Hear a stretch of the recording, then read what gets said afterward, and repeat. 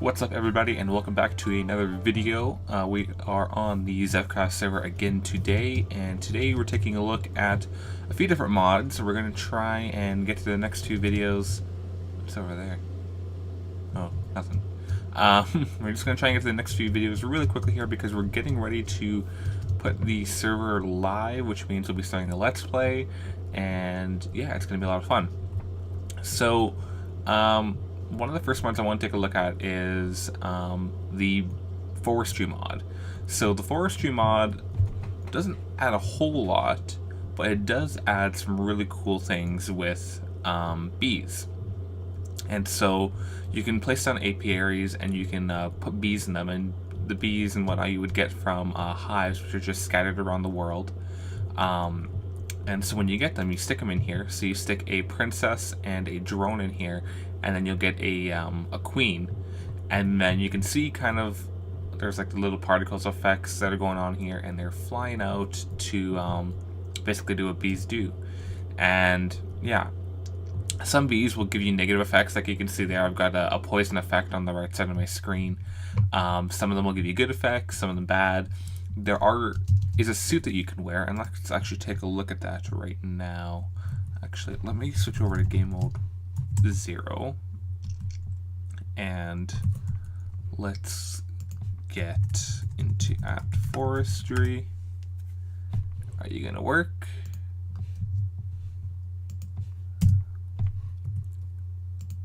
Sometimes it's a little finicky. There we go. Okay. So this is all of the items in the Forestry mod. Now there is the suit. Now let's see if we can find it. Maybe it isn't in this mod. We do have a couple of add-on mods for bees, I think. I could be wrong. Okay, let's just search apiaries pants. Alright, here we go. And then I don't remember what the helmet is called. And actually, let me just morph back into my normal self, and we are going to take a look at the Morph mod here today as well, so you'll find out what that's all about. Alright, so it doesn't look like this is textured, or maybe it's just really plain. I'll have to check in on that. But yeah, there's a house up there.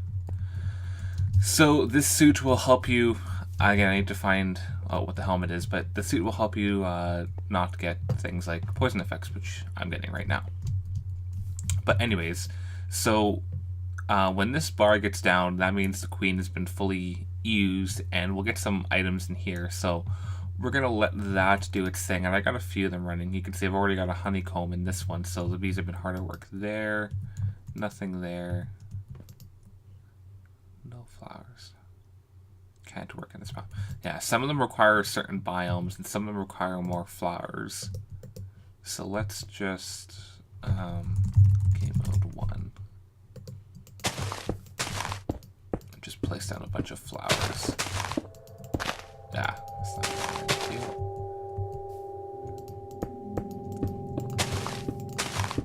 So see if that helps a little bit. But yeah, some of them won't work in biomes. Like there's some that will work in the desert biome, which is where we have all the other stuff set up, and then some of them require cooler climates. So it does make a difference. All right, let's see. That one's going. This one doesn't like the environment, so it's not going to do anything. Not finding the right flowers. Okay, these might need certain flowers, but this one's going. So both of these are actually. So we'll let those go down, and then we'll come back and take a look at those after, once they have consumed the queen. So let me just hop back into game mode 0 so I can take a look at NEI. All right, and let's go back to Forestry. You gonna do it? I don't know why this is so finicky. Like, I just want at Forestry. I just... Why can't I just have that? Why do we have to be difficult?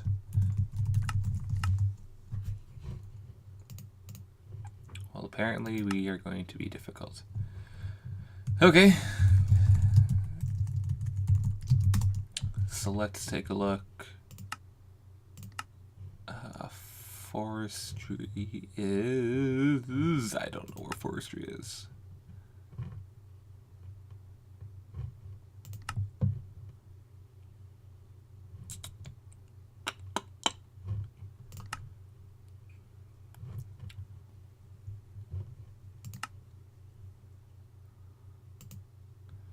Okay, so here we have some of the bee stuff.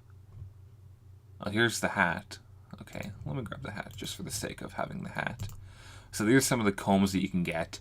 And things like the emerald comb you can actually use to turn into emeralds, which is really cool. So it's a way to get resources, basically. Scoop. So the scoop is what you would actually use... Or no, that's a thaumium scoop. This is a magic scoop. There's a normal scoop, which is what you use to actually... Yeah, this is what you use to actually get the combs. So, if there's a hive just chilling out, then you would come in and you would scoop it, and I'm in the wrong game mode. Boom. And then you'll get some drones, a princess, and yeah, let's put the hat on. Because I'm just getting poisoned like nobody's business. This one's almost done, this one's almost done. Okay, and now Forestry shows up here. Lovely. Okay. So, in the Forestry mod as well, there's a lot of building blocks, because they do add more trees. So, basically, you just get the different color types of wood, and fences, and stairs, and all that fun stuff. There's also lots of farm equipment here, so you can actually automate a lot of farm systems with Forestry, which is really handy if you're into the more agriculture side of the mod. And trade station, mailbox, stamp collector. So I believe with these, let's grab a couple of those. What you can do is restricted pipe access owner. Yeah, that's the mailbox. Okay, I believe you can actually like mail people with this. So if two people had a mailbox set up, I would need another person. I'll have to test it out later. But you could actually mail items to other people on the server, which is really cool. And then trade station, let's name it Forestry. So you can actually set up a trading, kind of like a shop system, which is kind of cool. So that's neat. All right, are these done? So yeah, this one finished. So we got 3 forest drones and a forest princess. So I could go and stick that one in there. Grab these back, and you can see the bars going back up. And this is going to turn into a queen, and then it goes and does it all over again.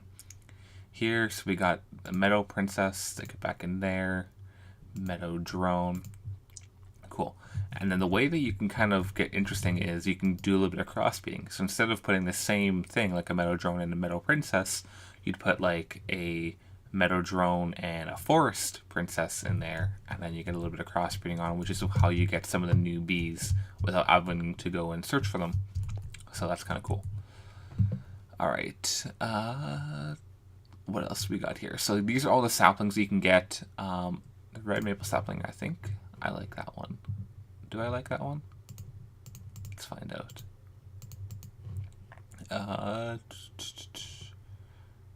Copper Beech. I thought there was a cherry. Isn't there a cherry? Maybe.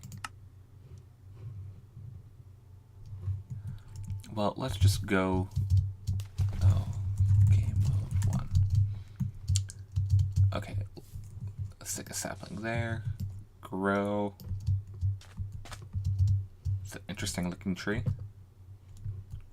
But yeah, so lots more trees that are added into the game, and those will just spawn naturally in the world as well, with biomes of plenty. So, and then lots of switching back and forth here, because NEA doesn't show up when you're in creative because you have the creative menu. So I don't really know what these are, but that's okay. So backpacks are really cool as well. As far as I know, they're just a backpack. So yeah, you can store things. I think these are more for storing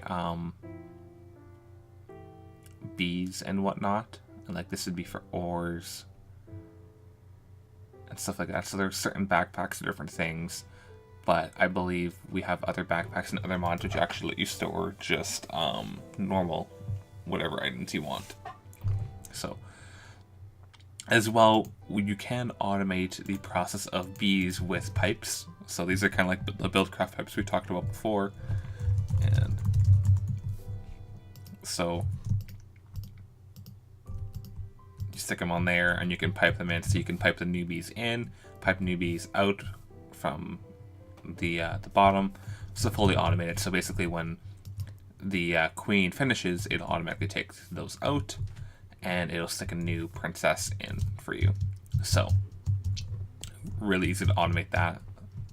So I think that's pretty much it for forestry. Like there's a lot of worms and whatnot, and there's butterflies and bees. And the butterflies, I believe you can actually kill these if you find them in the world to actually morph into them, which is cool.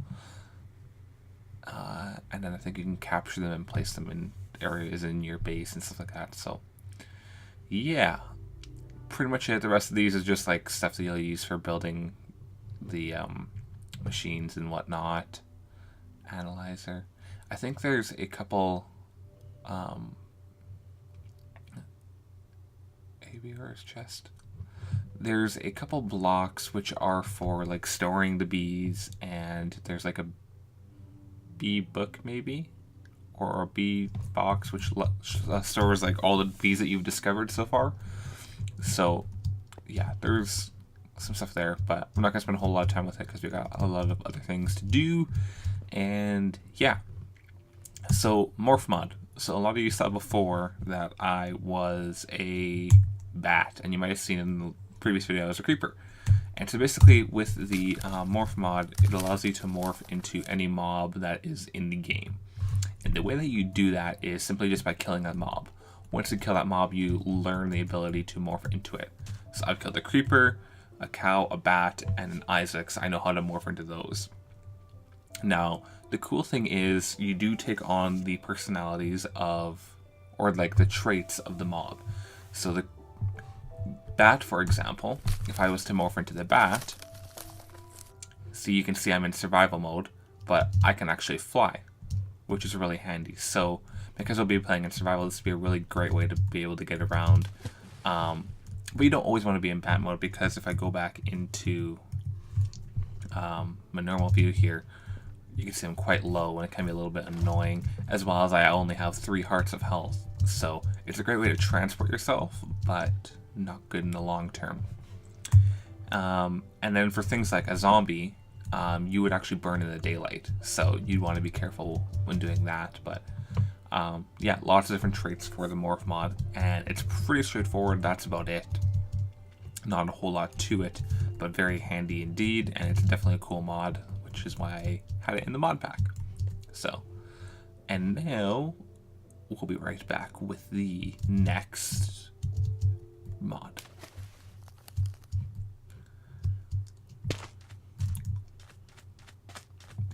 So I wanted to quickly show you guys some stuff I was working on with jmarler yesterday here.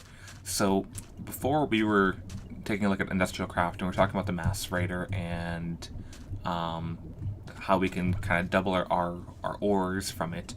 And like I said before, it's changed a lot since I last used it, but with the help of jmarler here, we figured it out and got a cool setup here, and just kind of started messing around with different things and testing out different things, and it was a lot of fun. So basically, let me just clear my inventory here because it's a mess. So with the macerator here, do I have anything in here? No, let's just get some iron ore. Okay. So when we stick the iron ore in there, this gate should automatically transport it in, which it is. Right, and we got an MFE here powering everything with some glass fiber cable. So we've got some upgrades in here, so it goes really, really fast. But what it does is it turns into crushed iron ore, which pipes into here, and there's also an overflow chest here.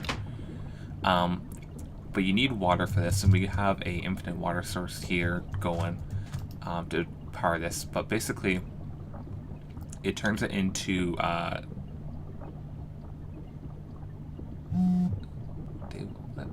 message is weird. So tiny pile of iron dust, stone dust, and then there's a pile of purified crushed iron ore.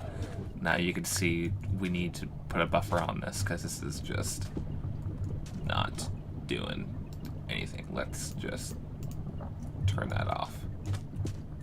Alright. Where's the emerald coming from?